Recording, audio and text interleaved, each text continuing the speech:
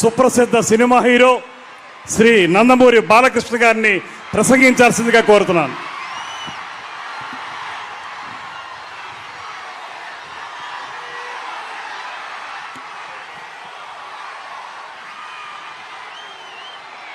అందరికీ నమస్కారం. ముందుగా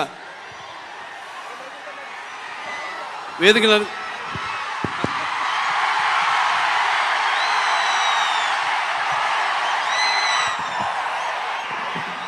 థ్యాంక్ యూ బ్రదర్. ముందుగా వేదికలు అలంకరించిన మన తెలుగుదేశం పార్టీ జాతీయ అధ్యక్షులు శ్రీ నారా చంద్రబాబు నాయుడు గారికి, అలాగే జనసేన పార్టీ అధ్యక్షులు పవర్ స్టార్ సోదరుడు పవన్ కళ్యాణ్ గారికి, అలాగే వేదిక మీద ఉన్న తెలుగుదేశం పార్టీ మరియు జనసేన పార్టీ నాయకులకు, అలాగే వేదిక ముందున్న తెలుగుదేశం పార్టీ మరియు జనసేన కార్యకర్తలందరికీ కూడా, అలాగే ఈ యొక్క ప్రజాస్వామ్య పరిరక్షణకు బద్ధకంకణులైన నా తెలుగు ప్రజలందరికీ, అలాగే అనుక్షణం నన్ను ఆశీర్వదిస్తున్న విజయానికి నీరాజన పడుతున్న నా తెలుగింటి ఆడపడుచులందరికీ, అలాగే యువతరానికి ప్రతినిధులు, నవతరానికి నాయకులు, భావితరానికి భారతదేశపు మహాశక్తి అయిన యువతకు, అలాగే నా అభిమానులకు, పవర్ స్టార్ పవన్ కళ్యాణ్ గారి అభిమానులకు అందరికీ కూడా నా హృదయపూర్వక నమస్కారం తెలియజేసుకుంటున్నాను. మరి ఆనాడు స్వర్గశ్రీ నందమూరి తారక రామారావు గారు పార్టీ వ్యవస్థాపకులు అన్నారు, తెలుగుదేశం పుట్టింది తెలుగు శ్రామికుడు చౌటలో నుంచి, కార్మికుడు కనిగిన కండరాల్లో నుంచి, రైతు కూలీల రక్తంలో నుంచి, నిరుపేదల కన్నీటిలో నుంచి, శ్రామికుడి కంటి మంటల్లో నుంచి, అనార్థుల ఆకందనలో నుంచి పుట్టింది తెలుగుదేశం అని. మరి ఆనాడు ఒక చరిత్ర అది. అంతకుముందు మనం చరిత్ర పుటల్లో ఏదో పుస్తకాల్లో చదివాము, ఎవరో చెప్తుంటే విన్నాము. ఏదో హరిశ్చంద్రుడు ఏదో తన భార్యని సత్య కోసం అమ్మేశాడనో, లేకపోతే శ్రీరామచంద్రుడు తన తండ్రి మాటకే కారణములు కేకారాడను, లక్ష్మణుడు అన్నసేవకి అంకితమయ్యాడని, లేకపోతే పత్య దైవమని తరించిపోయింది సీతాదేవని, చాపకుడితో సమతను నేర్పాడు పలనాటి బ్రహ్మన్న, మేడి పండుల మెరిసే సంఘం గుట్టు విప్పేది వేమన్నా, తెలుగు వితంతువుల వీధి రాతలు మార్చి వాళ్ళకు ఒక స్థానాన్ని కల్పించారు. అలాగే తెలుగు భారతిని తెలుగు భాషలో తీర్చిదిద్దాడు గురజాడ. అలాగే స్వతంత్ర భారత సమరాను దూకే నేతాజీ, అలాగే మన సత్యాగ్రహమే సాధనముగా స్వరాజ్యమే తెచ్చాను బాపూజీ, తెలుగు మన బ్రిటిష్ వారి గుండెని చూపించాడు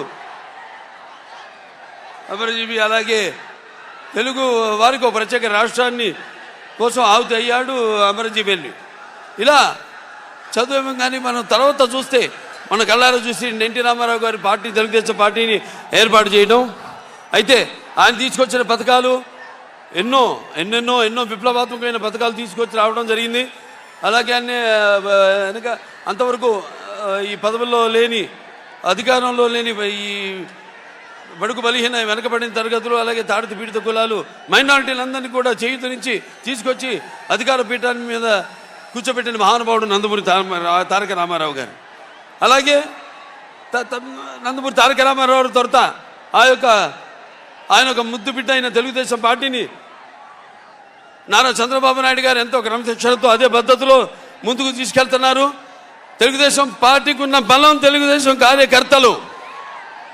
ఏ ప్రపంచంలోనే ఏ పార్టీకి లేనది కార్యకర్తలు మన తెలుగుదేశం పార్టీకి ఉన్నారు.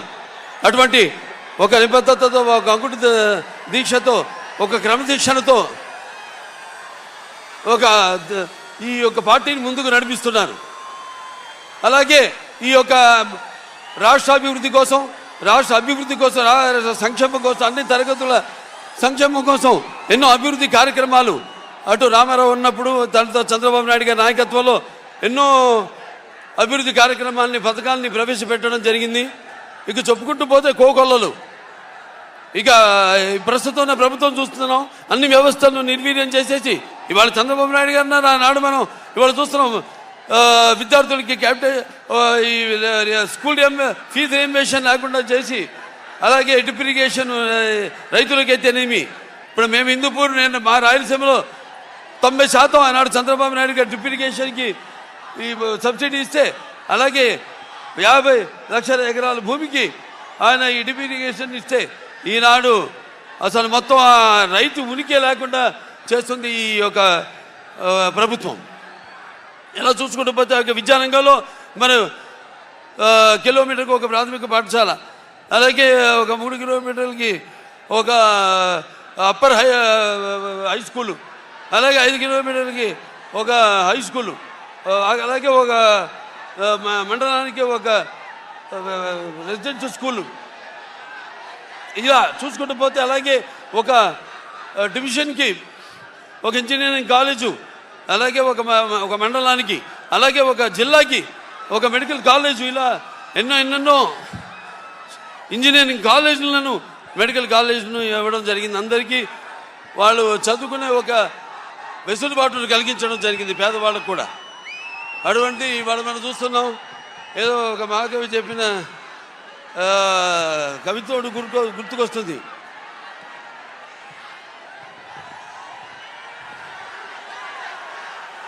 అదే మన ఏ దేశ చరిత్ర చూస్తున్నా ఏముంది గర్వకారణం మానవ జాతి చరిత్ర సమస్తం పరపీఠా పరాయణం అని. ఇవాళ చూస్తున్నాం మనం, ఒక ఇష్టొచ్చినట్టు మాట్లాడుతూ అవహేళన చేస్తూ చేసిన వాళ్ళు చేసింది మెచ్చుకోకుండా, వాళ్ళు చేయకుండా ఏదో కోడిగుడ్డు మీద ఈగలు పీకిన బ్యాచ్ కొందరు ఏదో పిచ్చి పిచ్చిగా మాట్లాడుతున్నారు. వాళ్ళని సూటిగా అడుగుతున్నాను, మరి మీరు చేసింది ఏమిటని. సరే, మేము చేసింది ఎంతో మేము చూపిస్తాము, మీరు రాండి బాబాటి మనం దాని మీద చర్చిద్దాం. మీరు రండి వాళ్ళు రారు, కానీ ఇష్టం వచ్చినట్టు వాళ్ళు ఏదో అక్కడ అధికార పీఠం మీద కూర్చుని ఏదో వాళ్ళు ప్రగల్భాలు లేనిపోయి ఇవన్నీ గొప్పలు చెప్పుకుంటూ, అలాగే ఈ యొక్క ఏదైతే నాటు బ్రిటిష్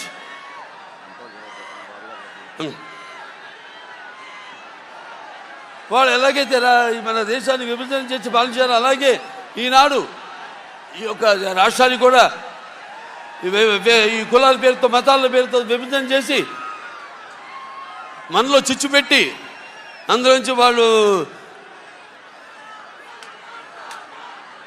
అధికారంలోకి రావాలని ఎన్నో కుట్రల మీద రాజకీయాన్ని నాటకాలు ఆడుతున్నారు వాళ్ళు. ఇవన్నీ మీరు గమనించాలి. రాబోయే ఎన్నికల్లో ఈనాడు ఈ యొక్క జనసేన మరి తెలుగుదేశం ఈ యొక్క కలయికలో జరుగుతున్న ఈ మహాసభకు మీరంతా అసలు నేల నిందా ఆకాశానికి చిల్లు పడిందా అంత రీతిలో ఇసుకేస్తే రాలినంత జనసందోహం ఈ జన సముద్రాన్ని చూస్తుంటే అనిపిస్తుంది నాకు. తప్పకుండా తెలుగుదేశం జనసేన యొక్క ఈ కూటమి అధికారంలోకి వస్తుంది. మీరు సిద్ధమా?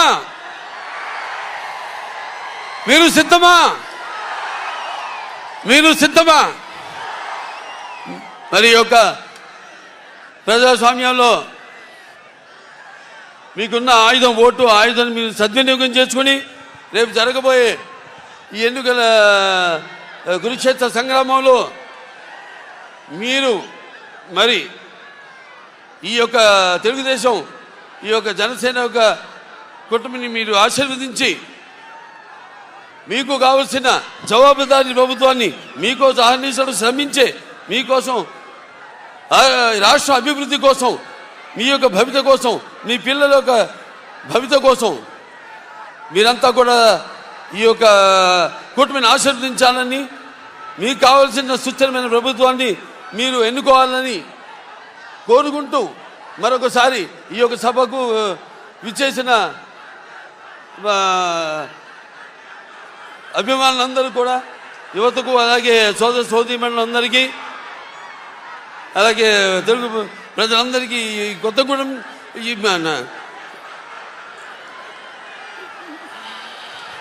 ఇక్కడ